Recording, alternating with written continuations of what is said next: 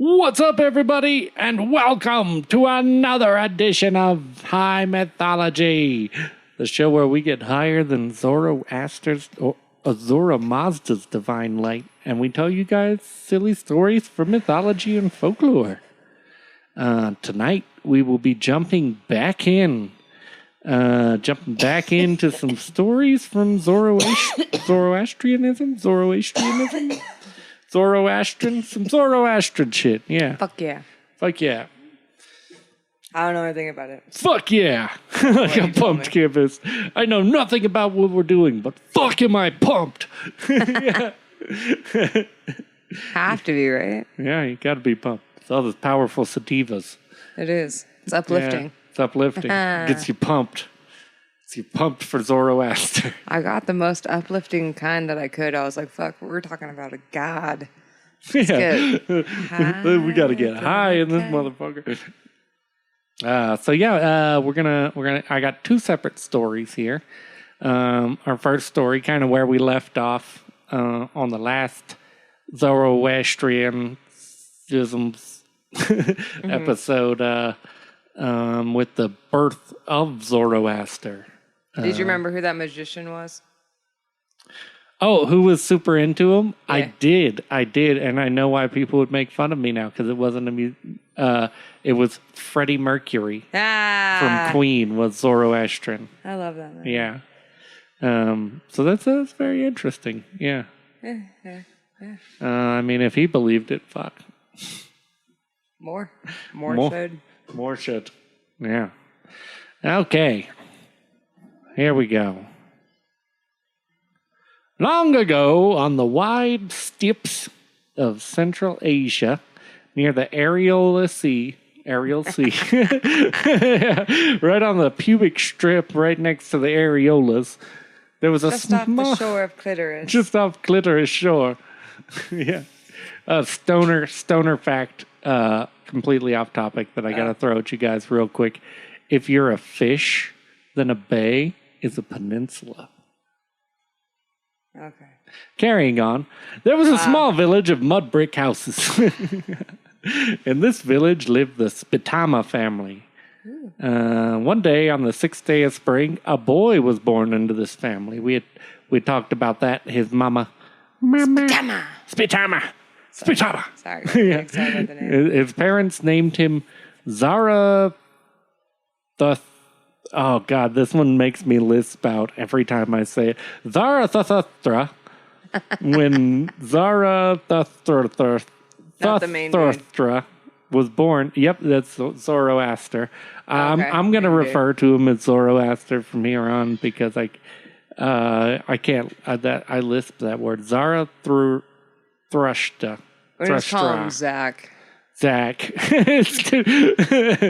We can just call him Zach. It's okay. So tell me about Zach. The baby did not cry, but laughed loudly, which has got to be the creepiest thing. That's so creepy. Our kid did that. It was the cutest shit ever. He didn't laugh. He cried. When he was a baby, but not when he was born. They're talking about like...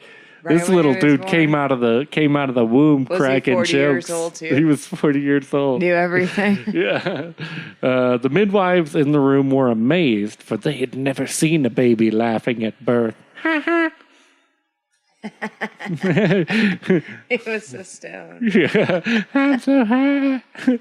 In the village lived an evil sorcerer, and I like that they just know that there's an evil sorcerer there, but they treat it like how small towns treat the pothead. Yeah. Where it's like, careful of Terry over there. You know what he's doing. Evil sorcery, you know. Well, we just let him do his thing. We'll call him Joffrey. Yeah. And he did not like baby Zoroaster. Baby Zoro. I have to destroy this child, he thought. For if he grows up, people will follow him, and I will lose my power. He'll become a pagan. Yeah, people will no longer be afraid of me. The mean sorcerer went to Zoro's father, Papa Shupa, Purashashpa, and complained. Porashashpashpitima. I have come to warn you. Your son is a bad omen for our village because he has laughed at birth like a demon. You have to kill him, or the gods will destroy our horses and crops. Uh-oh. Yeah. Porashashpa. Apologies for the pronunciations, because I am not doing good. Pua. Porashashpa. Didn't want to harm his son. But the wicked sorcerer had put a spell on him and slipped him $50. So he handed over his son to the wicked. Yeah, I'll give you $50 and a hand job. Final offer. Sounds good. Okay. Yeah. He's trying to creep me out with his laughter anyway. I feel like I don't get his jokes. The next morning, the sorcerer made a large bonfire and put baby Zoro in the middle of the fire. But the fire didn't touch the baby. Yeah, fire don't play like that. The evil sorcerer got really pissed off. Next time, the sorcerer took the baby. The way they said that almost made it sound like the world's shortest episode. Next time on High Mythology, we continue with where the sorcerer took baby Zoro to a narrow valley and put him on the path of 1,000 running oxen so that the oxen would trample him. He tried to Mufasa a motherfucker. Motherfucking Scarface. Mm-hmm. But your cocaine, the lead ox noticed Zoro and immediately stood over him, guarding him from the stampede. The evil sorcerer's second plan didn't work either. After a few months, and I imagine during this time he's actually raising the kid too. He's like, this is way worse than I expected. This little thing shits like 9 times a day. Yeah.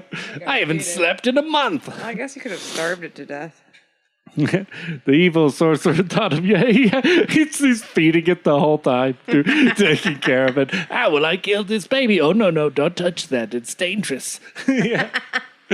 Shit, the cords are everywhere. After a few months, the evil sorcerer thought of yet another plan. He put Zoroaster inside a she-wolf's den so that the wolf would eat him up. Instead, the wolf was kind and took care of Zoro until his mother, Dudav, came to take him home. Oh, some Jungle Book shit. I know. The wolf's just like, I don't know why you left this baby, but I'm in mom mode, so I'm just going to take care of him. Yeah, I'm nesting right now. No problem. Yeah, and he's laughing. He's so cute. He just keeps giggling. Yeah. As soon as the evil sorcerer heard that little Zoro was still alive, he became so furious that he fell off his horse and died. Oh, I am so pissed off. Oh, God, no. Oh, no. Karma is a bitch. Yeah. I like that, though. It's just... Goodbye. Just so casually. I am so angry right now, I could fall off of this horse and die. Kersplat. Kersplat. Oops. When Zoro grew up, he often roamed the steeps, wondering, who has made the sun and stars in the sky? Who has made the moon wax and wane? Who has created the waters and the plants? Who has brought righteousness and kindness to people? I like it that he uses righteousness. Well, I mean, that's the terminology. Yeah. Dude, who's made this place the most righteous? One day, Zoro was sitting by a river and pondering when a strange man appeared in front of him. The man was 10 feet tall, with a bright face and long curly hair. He wore a white silk robe. Holy shit, it's Slash. Yeah, holy shit, it's Slash. Legendary guitar player for Guns N' Roses. I knew I was supposed to be in a band. How else will I bring righteousness to the people? Yeah. Zoroaster asked him who he was, and the man answered, Zoroaster, I am... they used the word archangel. I think it was a different word. I am Vohuman. Vohuman? Vohuman. I have come to take you somewhere. The angel took Zorro's hand. Get into my band. Come, get into my band. I have a puppy. Candy. And candy. It's the old archangel trick. Oldest trick in the book. Those aren't horns. Those are wings. I swear. They're head wings. The archangel took Zorro's hand and they flew up into the blue sky until they reached a lighted place. It was so bright at first that Zorro couldn't see anything. Then he put on a cool pair of sunglasses, and Some he Ray-Bans. could. He threw on a pair of Ray-Bans, all smooth like, yeah. Blasted some beats. When Sweet tunes of Ace of Base. Yeah, when his eyes cleared, he saw 7 angels with glowing faces waiting for him. The Twilight family. Yeah, exactly. I'm sorry. Can you guys turn down your faces? I'm kind of hungover. Holy shit. The angel said, Zoroaster, you have been chosen as God's messenger. Go tell the people to give up their false gods. There was only one God, Ahura Mazda, the wise Lord. He is the one who has created all the good things in the world, and he wants you to guide the people to righteousness. So the first apostle. Yeah. Take this guitar and shred for the people. Let it be most righteous.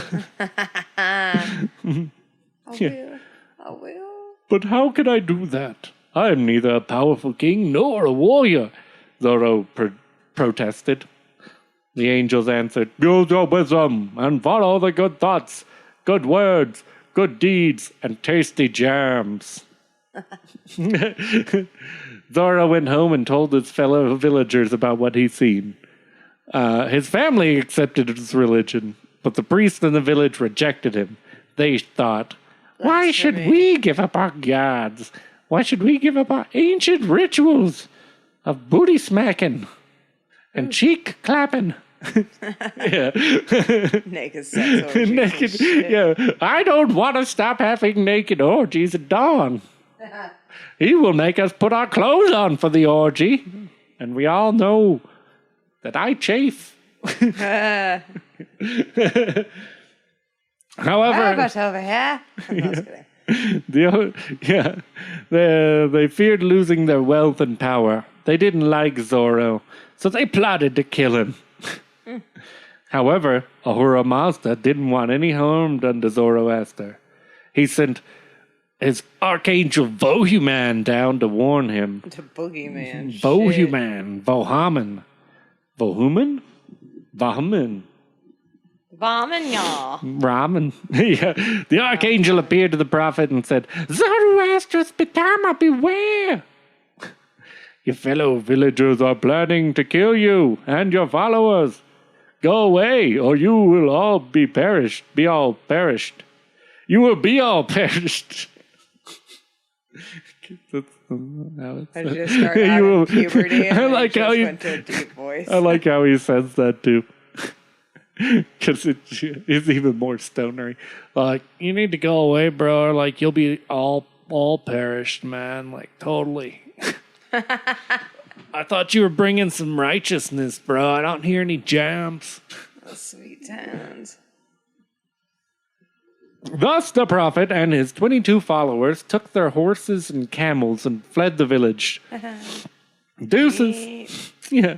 They traveled for many weeks until they came across a place where a king named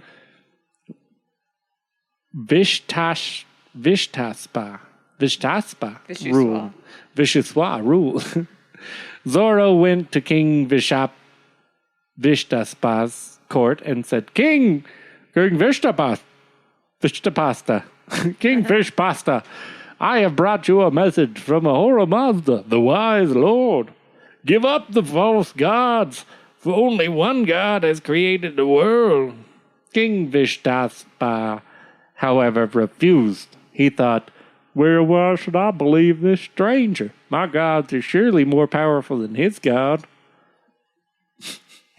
But the following day, they had a god fight. Oh, shit. Clash of the Kings. Go. I like that argument. That's how they should have handled it. Well, yeah. Well, guess what? My God's 7 foot tall, and he's got 18-inch biceps. So how about he meets your God in the fucking octagon? Are you ready? Well, my God's got a black belt in Brazilian Jiu-Jitsu. And only wears sleeveless shirts. He studied the way of street fighting. Street fighting, yeah. My God is Ryu from Street Fighter. Bring it, bitch.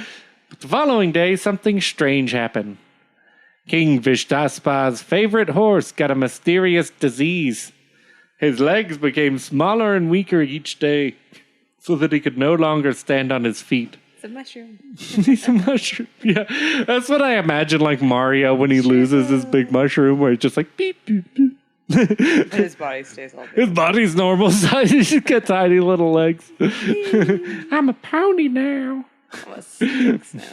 The king summoned the best healers in the land, but no one could cure his horse. He then prayed to the gods day and night and sacrificed 1,000 horses and camels for them. Wow. This horse is so important. Bring me 1,000 horses to murder. Jesus. It's got to be a pretty good horse. The gods did not cure his horse. They were too busy grappling. Those midnight orgies. Midnight orgies. They were up pretty late. Yeah, they were up late. They're like, bro, don't request anything before 10 a.m. I can't do this right now. Don't pray until I've had my coffee. Zorro heard the news and went to the king and said, I can cure your horse. But first, you should grant me 4 wishes. King Vishtaspa immediately agreed. Yeah. The prophet then asked first the king, second his queen, third the minister, and all the courtiers give up the false gods and join his followers in righteousness. Shredding those sweet tunes. As Zorro's every wish was granted, the legs of the king's horse got healed one by one. He just slipped him a mushroom. I got you, bro. Yeah. When the town people found out that the king and queen had put aside their gods, they joined the prophet too. Afterwards, Zorro's religion, the good religion, it sounds a little biased there. Yeah. The best religion. It's the number one. It spread to every village and town until all Iranians believed in Ahura Mazda, the wise lord. Dum dum dum da da da dum. Jesus. Hey, it sounds a little familiar. I think I've heard that one before. Except for he didn't die. I was surprised. I totally thought he was going to die. No, he's immortal. He's not going to die. He's just going to be, he just keeps going around and he's like, yo. Hear about my homie Ahura Mazda? Technically, he's Moses. Yeah. Awesome. Yeah. He'll make your dick grow by 3 inches. Yeah. Oh, shit. What? Yeah, no, fuck my gods. Because they be drinking all that and smoking all that Nile. Yeah.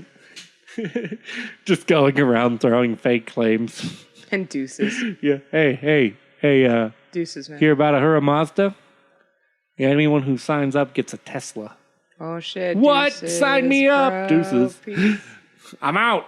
Taking my horses and camels. Yeah. Making motorcycle noises while riding away on a camel. So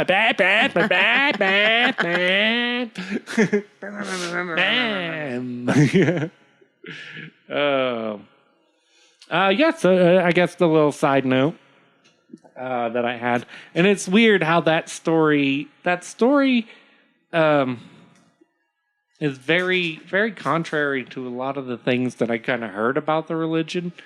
Mainly because it seemed like he was like, everyone has to give up your false gods, but Zoroastrianism was a religion that was free and cool with other religions for the most part. They were like, you do your thing, like Ahura Mazda's the real god, but if you don't want to worship him, don't worship him. Just don't be a dick. So Christianity's off take of him was definitely, I love money. I love money. Yeah. Everyone else is a fucking and pig they were all about knowledge, and spreading and receiving knowledge, which I thought was a pretty cool concept. They were very open and free talking with other people in the Buddhist community and the whatever Europe was doing community. And they lasted until the Muslim conquest of Persia. So they were pretty much 645. public domain until... Yeah. Yeah, they were like, everything's good and free, and then they got conquested, and they're like, okay. Fuck. We should have built some forces. Like everyone else. Yeah, maybe we should have got an army together. Find our youngest and brightest. Yeah, well, there, we want to talk war stories. This next story is definitely a little more on the war angle. This is the story of Zahak, which comes from the Avesta. But in the 10th century AD, the famous Iranian poet Ferdowsi retold the story in his famous book named Shahnameh.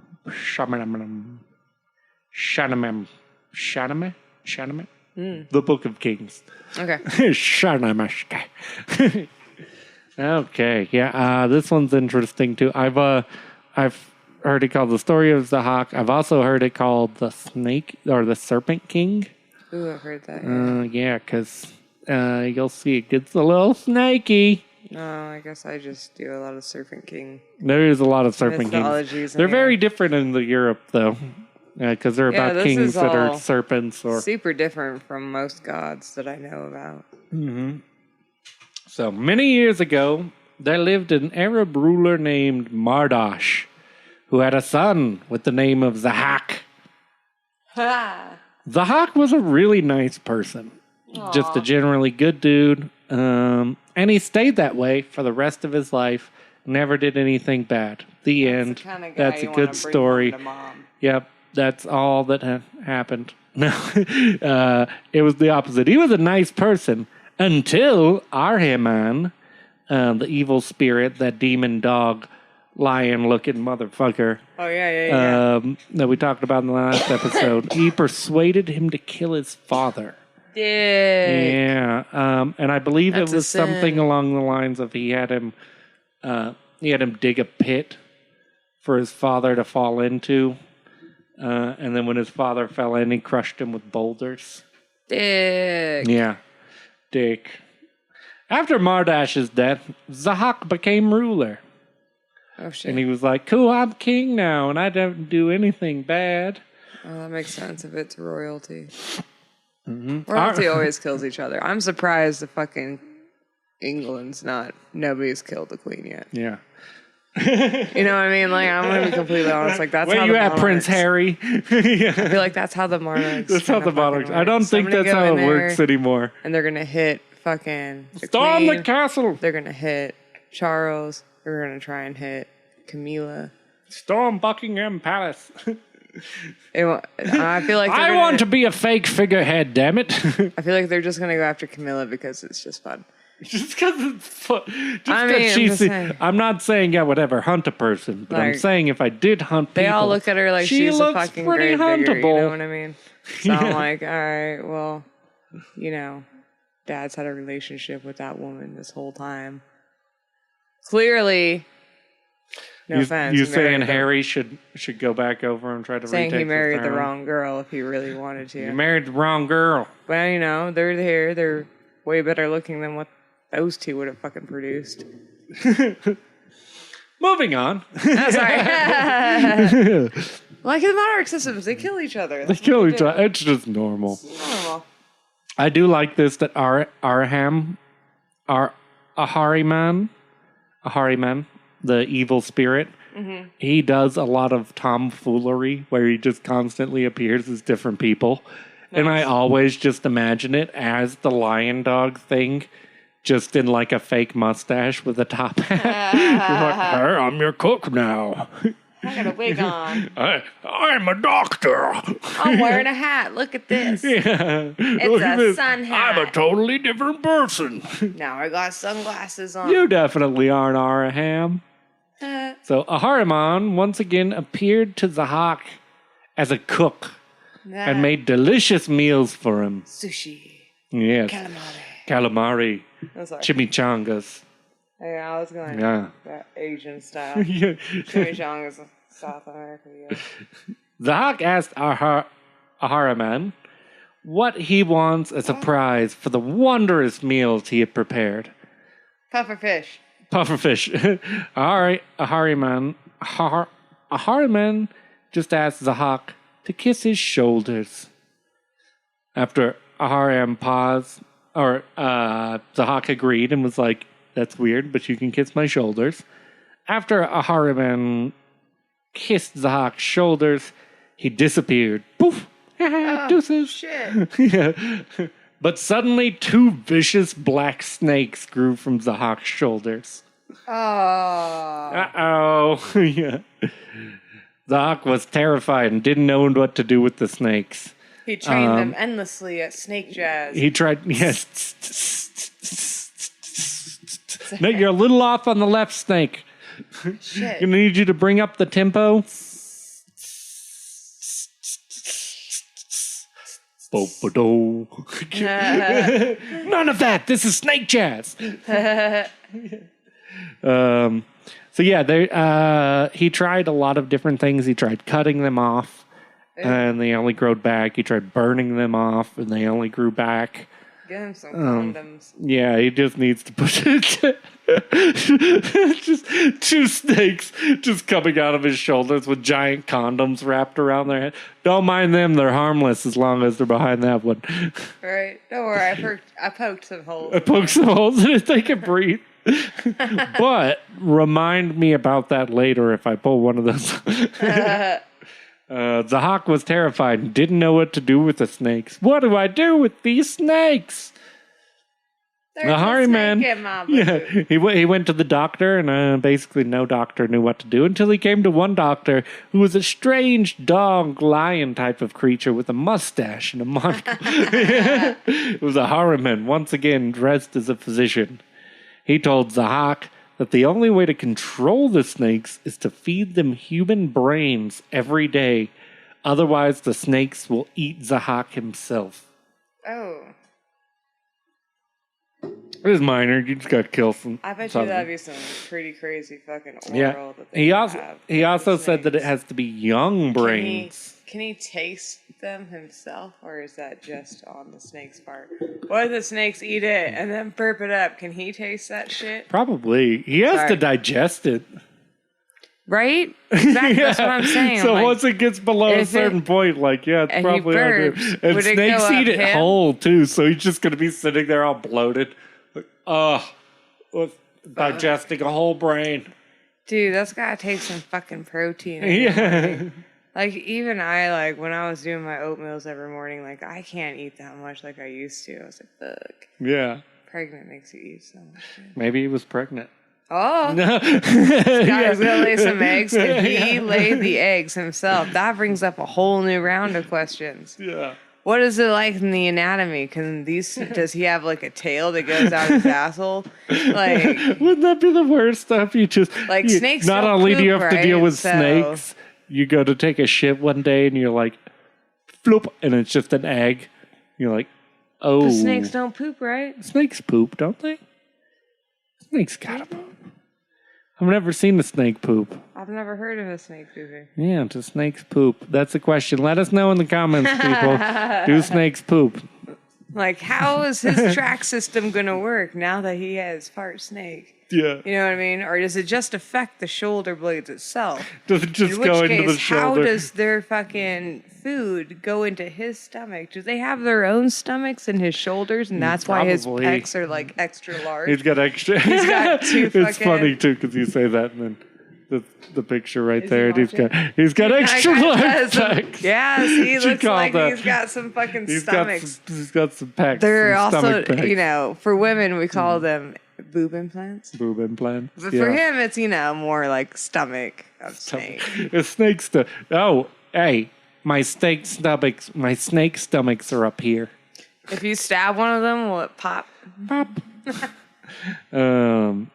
So, naturally, Zahak started killing young men and feeding their brains to the evil snakes like some sort of sick, twisted, medieval John Wayne Gacy. Who wants to live?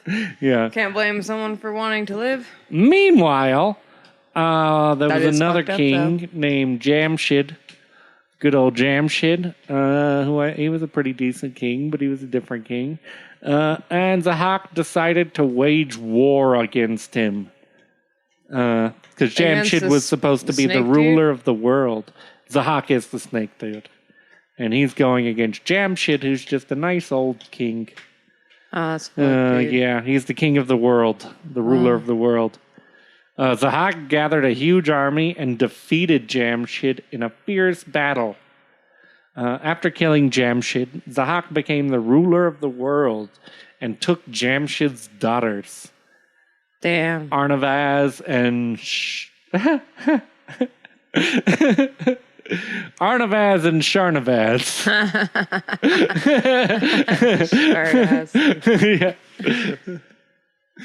Yeah. As his slaves. Wow. Yeah, you could tell that they planned on having one kid, and when the second one came out, they were just like, I don't know, fucking Sharnavaz? What sounds like Arnavaz? Sharnavaz, yeah. Let's make him rhyme. Yeah. He took them as his slaves. That's jip, dude. Zahak's tyranny lasted for many, many years. I think the other thing I was reading said like 100 years. Because the snakes also made him immortalish. Can you imagine William and Kate being taken into slavery? Sorry. Sharnavaz and Arnavaz over there. Until one day he saw a horrific dream. He called the dream weavers, who told him someone named Feriadon will eventually defeat him. And I believe it was even something along the lines of like there would be 3 brothers or 3 people standing over him with this Feriadon dealing the final blow.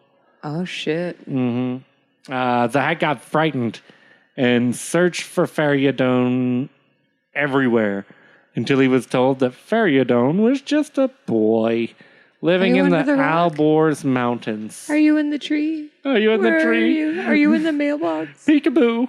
Peekaboo. Zahak made several attempts to find Feriadon, but could never quite find him. Years passed, and one day a blacksmith named Kevin came to Zahak's court. Kevin told Zahak that he had 18 sons. Oh, shit, motherfucker. Yeah. You definitely need to use condoms. But all but one of them had been fed to the fucking snakes. Due to an oversight, he's continuously eating that guy's sons. That guy's like, I'm almost out of sons. So can you quit it? Dude. Yeah. Fucking throwing a hot dog down a hallway. Yeah, exactly. There's a lot of kids. At this point, she just shoots them out and the snakes catch them. Right? For real, that's what I'm saying.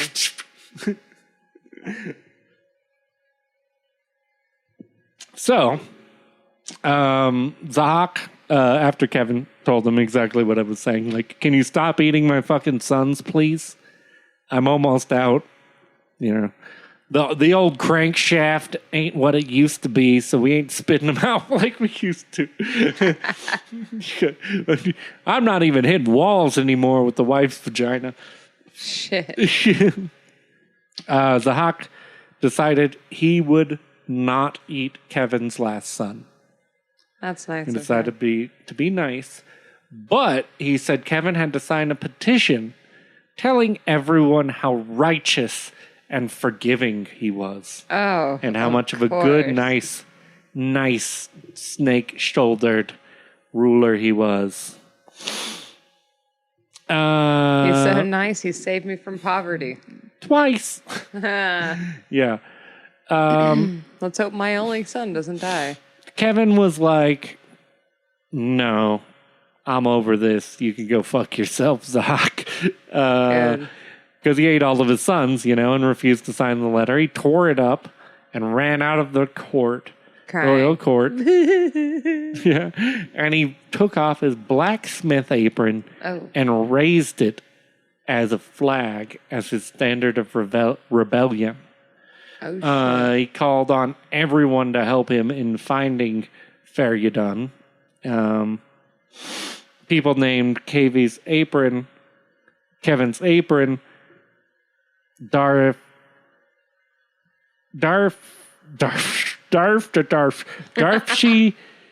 Ikavan. I'm sorry. It means Kevin's flag. Yeah. Or banner. But it was basically like the blacksmith's flag to get everyone to rally up against the corrupt We shall meet king, here. whoever, Hold conference. who had been eating all their children. Who's got the joints? Yeah, who's got the Who brought joints? the beer? Please, one. I got the cider. Many people followed Kevin to the Alborz Mountains and helped him find Feryudun. After much searching, they found a young Feryudun and then trained him and raised an army, and he agreed to destroy Zahak. I imagine it's some kind of furry. Yeah. Sorry. Hello. Hey, I'm over here. Yoo-hoo. Using a giant cat litter box. Yeah. You mean the sandbox? Yeah. Yeah. But yeah, so this group of people ended up getting together and they beat the shit out of him. And his dream came true where he was surrounded and fucked up. But then he was killed by Feryudun or captured. I get two different versions, but I think what happened is they killed him, then captured his body and imprisoned it in a cave in Mount Damavand. He then freed Jamshid's two hot daughters. And was like, "Hey, I heard you were looking for Feryudun." And they were like, "Ooh." Check my eyes between my legs. Yeah, I've only got one snake, and it doesn't come out of my shoulders.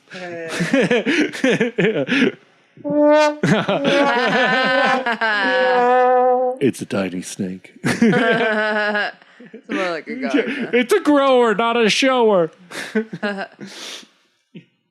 And he brought freedom and happiness to Iran. Woo! Yes.